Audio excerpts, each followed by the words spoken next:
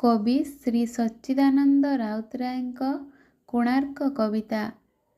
ତୁମେ ଦେଖିଅଛ ଶିଳାରେ ତାର ତ ରମ୍ୟ କଳାର ରୂପ, ମୁଁ ଦେଖିଛି ତହିଁ କୋଟି କଙ୍କାଳ ଭଗ୍ନ ବୁକୁର ସ୍ତୂପ।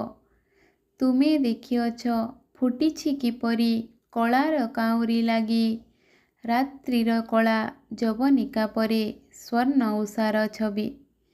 ଦେଖିଛ କିପରି କବିତା ଫୁଟିଛି ପାଷାଣର ମୂକ ଦେହେ, ତନ୍ଦ୍ରା ମଗନ ଅଳସ ସପନ ବୁଡ଼ିଛ ନିବିଡ଼ ସ୍ନେହେ। ତୁମେ ଚାଖିଅଛ ରସର ଝରଣା ଚାରୁ ମନ୍ଦିର ତଳେ, ଗଣ୍ଡୁଷ ଭରି ପିଇଛ ପିଉଷ ନିଭାଇ ତୃଷ୍ଣା ନଳେ। ମୁଁ ଫେରିଛି ହାୟ ଦିନ ବେରସିକ ତାହାରି ସିଂହଦ୍ୱାରୁ, ପୁଞ୍ଜିତ ବ୍ୟଥା ଅବସାଦ ଗୁରୁ ବଳିଅଛି ହୃଦ ଭାରୁ।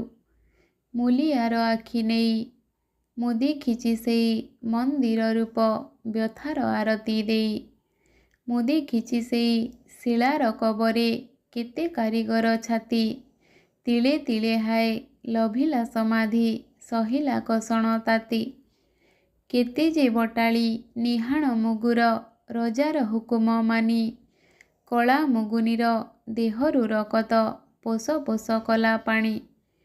କେତେ ଯେ ବଢ଼େଇ ମିସ୍ତ୍ରୀ କମାର ଶୋଣିତ ଗଲାରେ ମିଳି, ସାଗରର ଲୁଣି ପାଣି ସେ କଥାକୁ ଲୁଣ ପରି ଦେଲା ଗିଳି। ଦେଖିଲା ଜଗତ ବିରାଟ ଦେଉଳ ଘୋଷିଲା ରାଜାର ଜୟ, ପଣ୍ଡିତ କହେ ଦେଶର କୁଆଡ଼େ ଲେଖା ଏଥି ପରିଚୟ। କିଏ ଦେଖେ ନାଗ କନ୍ୟାର ଗଳେ ରତିଚ୍ୟୁତ ବନମାଳା, ଯକ୍ଷ ବଧୂର କବରୀରେ କିଏ ଶତରାତ୍ରିର ଜ୍ୱାଳା। ଅନୁଭବେ ନିରନ୍ତର ଜାଣିବାକୁ କିଏ ଲୋଡ଼ିଛି କି କେବେ ଇତିହାସ ମଣିଷର। ପଚାରିନି କିଏ କେତେ ବା ଜୀବନ ସେ ଲାଗି ହୋଇଛି କ୍ଷୟ, କେତେ ବା ବାରିଶି କରତ କୁଠାର ଲଭିଅଛି ପରାଜୟ। କେତେ କ୍ଷୁଧାତୁର ମଣିଷ ଖାଇଛି କ୍ଷୁଧାରେ ସେଦିନ ମାଟି, ରମ୍ୟ କଳାର ଦରବାରେ ତାର କିଛି ନାହିଁ ପରିପାଟି। ନାଇଁ ତା ଚରଣ ଲିପି ଶିଳ୍ପ ରହିଛି, ନାହିଁ ନାହିଁ ସେଠି କଳାକାର ବା ଶିଳ୍ପୀ।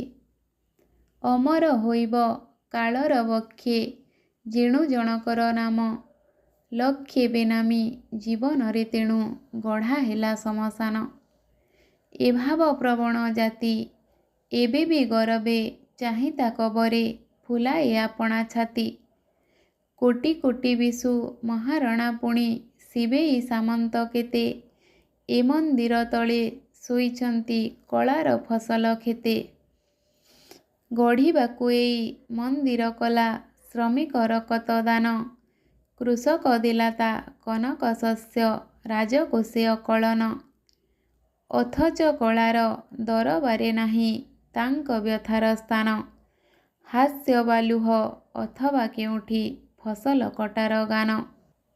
ତୋରଣ ତୋରଣେ ଯକ୍ଷପୁରୀର ଲଟା, କେଉଁଠି କି ଅଛି ମାଟିର ଶସ୍ୟ ଧାନର ବିଜୁଳି ଛଟା। ଆଭିଜାତ୍ୟର ବରାଦରେ ସେଠି ସାଆନ୍ତିଆ ରୁଚି ଛାଞ୍ଚେ, ନଗ୍ନ ନଟୀର ନଧର ଚରଣେ ଚପଲ ଛନ୍ଦି ନାଚେ।